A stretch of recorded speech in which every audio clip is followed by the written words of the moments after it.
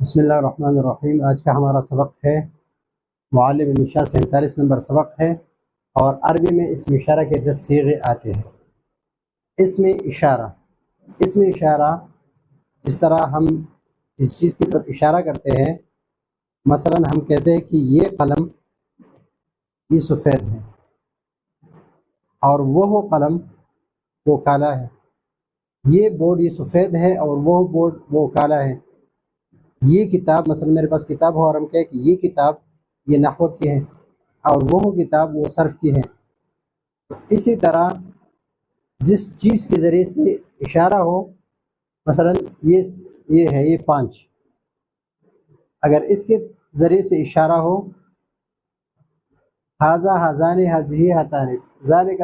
تلک اور تانے کا، ہاؤلاء اور اولئک کا، ان چیز سے اگر اشارہ ہو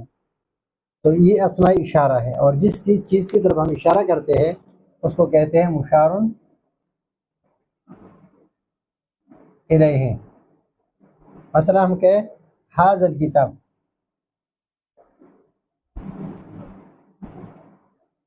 ھذا الکتاب، یہ کتاب، تو یہ اسم اشارہ ہے اور یہ مشار الیہ ہے، مشار الیہ، یہ اسم اشارہ اور یہ مشار الیہ، یعنی اس کی طرف اشارہ کرتے ہیں ہم۔ ھذا الکتاب، یہ کتاب، ذالک الکتاب، وہ کتاب، ھذہ الساعہ، یہ گھڑی، یا ھذہ السبورہ، یہ بورڈ، و تلک السبورہ، وہ بورڈ۔ تو یہاں پر ہم اشارہ قریب چیز کی طرف کرتے ہیں یا دور کی چیز کی طرف کرتے ہیں۔ اگر اشارہ ہم قریب کی چیز کی طرف کرتے ہیں تو اس کو ہم کہتے ہیں اسم اشارہ قریب، اور اگر اشارہ ہم بعید کی چیز کی طرف کرتے ہیں تو ان الفاظ کو ہم کہتے ہیں اسم اشارہ بعید۔ مشار الیہ اگر قریب ہو تو ان کے لیے ہم یہ الفاظ استعمال کرتے ہیں، اگر مشار الیہ بعید ہو تو اس کے لیے ہم یہ الفاظ استعمال کرتے ہیں۔ پھر مذکر کے لیے یہ، مؤنث کے لیے یہ، تثنیہ کے لیے یہ، مذکر کے لیے، تثنیہ مؤنث کے لیے یہ، اور جمع ہو قریب چاہے مذکر چاہے مؤنث اس کے لیے ہؤلاء۔ اس طرح ذالک اور ذالکا، ذالک واحد مذکر اور بعید کے لیے، تلک واحد مؤنث اور بعید کے لیے، ذالک تثنیہ مؤنث مذکر بعید کے لیے، اور تانے کا تثنیہ مؤنث بعید کے لیے، اور اولئک دور کے لیے، یعنی جو ہم سے دور کچھ کا، مثلا ہؤلاء ہم کہیں کہ یہ طلاب ہے، یہ طلباء ہے یا طلاب ہے، تو ہم کہتے ہیں کہ ہؤلاء طلاب، ہؤلاء طلاب، ہؤلاء طلاب، یہ طلباء۔ اور ہم کہیں کہ اولئک المعلمون، اور وہ اساتذہ، اولئک المعلمون وہذہ الطلاب قد جاؤوا، یہ آئے ہیں۔ تو یہاں پر ہم نے اولئک ہؤلاء کو قریب کے لیے اور اولئک بعید کے لیے ہم نے اس کو استعمال کیا۔ اب یہاں پر ایک بات اہم یہ ہے کہ اس کے اعراب ہے، اعراب اس کے ہم بعد میں ذکر کریں کہ اس کے اعراب کس طرح آتے ہیں۔ سب سے پہلے اسماء اشارہ، اسماء اشارہ میں ھذا ہے، یہ مذکر کے لیے ہے، مثلا ھذا القلم، اگر 2 قلم ہیں تو ھذان القلمان، ھذہ ساعۃ، ھاتان الساعتان، ہؤلاء الرجال، ہؤلاء الرجال، اور ذالک الرجل، تلک امرأۃ، تلک الامرأۃ، ذانک الرجلان، تانک الامرأتان، اولئک النساء او اولئک الرجال۔ اس طرح تو واحد مذکر کے لیے اور واحد مؤنث کے لیے، تثنیہ مذکر کے لیے اور تثنیہ مؤنث کے لیے، اور یہ جمع مذکر مؤنث دونوں کے لیے۔ ذالک واحد مذکر کے لیے اور تلک واحد مؤنث کے لیے، ذانک تثنیہ مذکر کے لیے اور تانک تثنیہ مؤنث کے لیے، اولئک جمع کے لیے۔ اب یہاں پر کچھ قاعدے ذکر ہے، کچھ تفصیل ہے، اس کو بھی ذکر کریں گے۔ اسماء اشارہ سب ہی معرفہ ہوتے ہیں، جو ہم پچھلے قواعد میں پڑھ چکے ہیں، یہ ہے معرفہ۔ ھذا اگر ہم اسم اشارہ ذکر کریں گے تو اس پر الف لام لائیں گے، اور یا وہ معرفہ ہو، کسی طرح بھی معرفہ ہو لیکن اس پر یہ معرفہ ہے، اسماء اشارہ سارے معرفہ ہے، اس لیے اس کا استعمال بطور مبتدا کی بھی ہوتا ہے، جس طرح یہ فاعل و مفعول کے طور پر بھی لایا جاتا ہے۔ مثلا جاء ھذا، جاء ھذا یہ آیا، جاء ھذا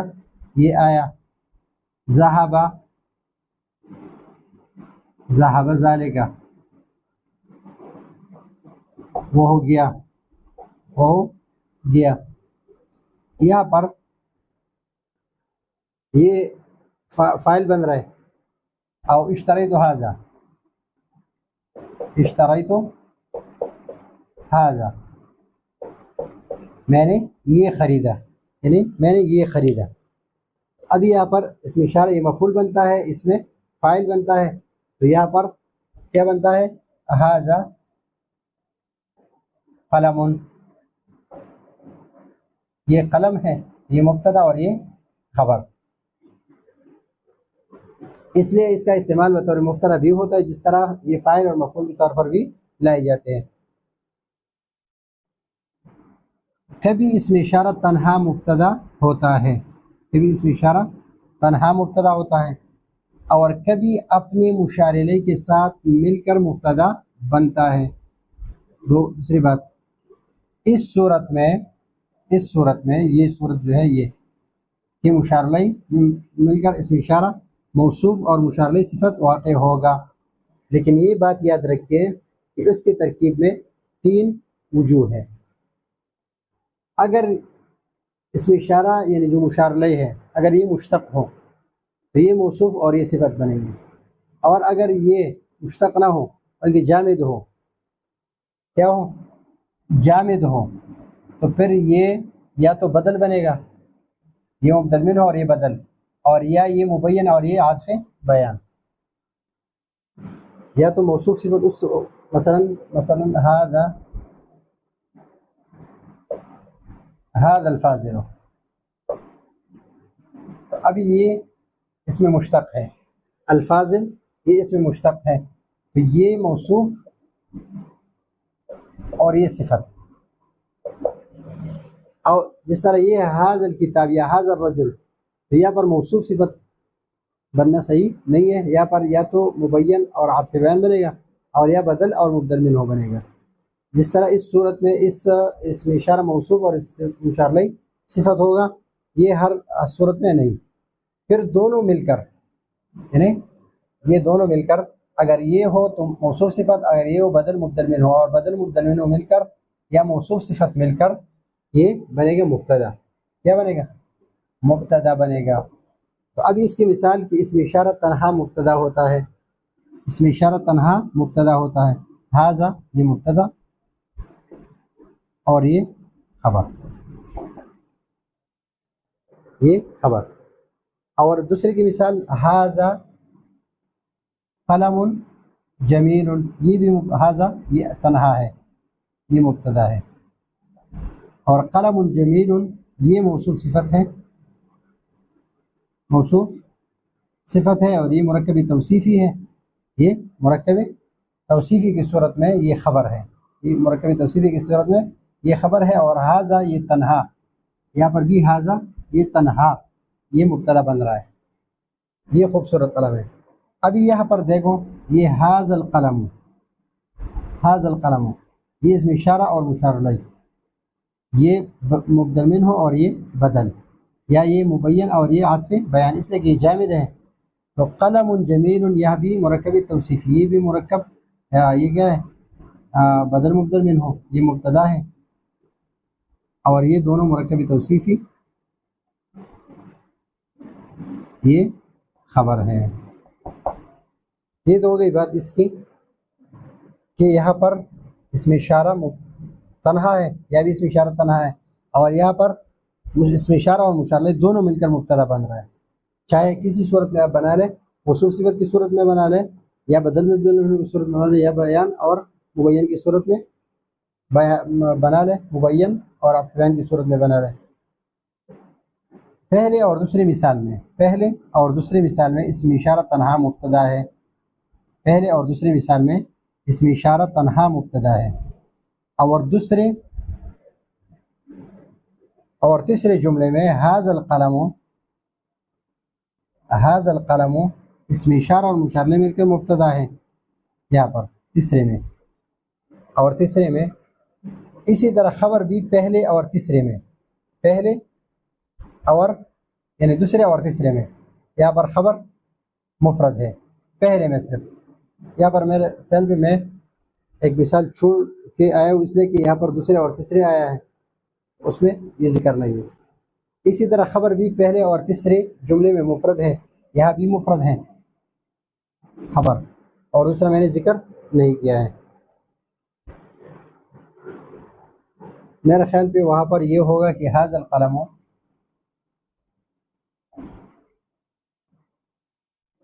سمین، ہم یہ لکھ دیں، خیر یہ مثال لے لیں، یہاں پر خبر کیا ہے؟ مفرد ہے، یا بھی خبر مفرد ہے، اور دوسرے اور چوتھے میں مرکبی توصیفی ہے، یا بھی مرکبی توصیفی ہے اور یا بھی مرکبی توصیفی ہے، خبر کیا ہے؟ مرکبی توصیفی ہے۔ اس قسم کے جملے عربی میں بہت آئیں گے، اور اس قسم کے جملے عربی میں بہت آئیں گے، کبھی اس طرح ہوگا کہ مبتدا تنہا خبر بھی تنہا، کبھی اس طرح ہوگا کہ مبتدا مرکب اور خبر مفرد، کبھی اس طرح ہوگا کہ مبتدا مفرد یعنی تنہا اور خبر جو ہے وہ مرکب توصیفی، یا مرکب کوئی اور مرکب بھی آ سکتا ہے، اور یا اس طرح ہوگا کہ دونوں مرکب ہوں، مبتدا بھی مرکب اور خبر بھی مرکب ہوں۔ اس قسم کے جملے عربی میں بہت آئیں گے۔ یا تو ہوگی بات اس طرح، اگر قلم کو مبتدا بنانا چاہتے ہو تو معرفہ بنا، قلم کو مبتدا بنانا چاہتے ہو، قلم کو اگر قلم کو مبتدا بنانا چاہتے ہو تو معرفہ بنا، اور اگر خبر بنانا چاہتے ہو تو نکرہ بنا، یعنی حاذا القلم، اگر یہ بنانا ہو کہ حاذا اور قلم دونوں کو مبتدا بنا دے تو اس کو معرفہ بنا دے اس کے ساتھ، اور حاذا کو مبتدا بنانا اور قلم کو خبر بنائے تو پھر اس کو نکرہ کرنا ہے۔ یہ بات اسی طرح ہے، اس صورت میں لکھو مثلا یہ ہے حاذا اور یہ ہے قلم، تو یہ دونوں کیا ہے؟ مبتدا ہے، لیکن اگر آپ نے اس کو مبتدا بنانا اس کو خبر بنانا ہے تو پھر ہوگا حاذا قلم، اس کا ترجمہ ہے یہ قلم، اور اس کا ترجمہ یہ قلم ہے۔ غیر ذی العقول کی جمع کے لیے اسم اشارہ واحد مؤنث استعمال ہوگا، مثلا یہ زیادہ قلم ہے تو اقلام ہے، اقلام، زیادہ کتابیں ہیں تو کتب ہیں، زیادہ گھڑیاں ہے تو ساعات ہے، ساعات۔ ابھی اس کے لیے ہم اسم اشارہ ہی استعمال کریں گے،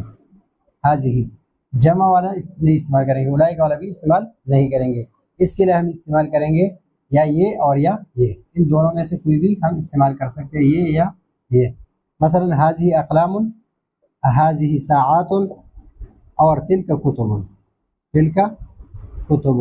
تو تلک اور حاذہ ہم جمع غیر ذی العقول کے لیے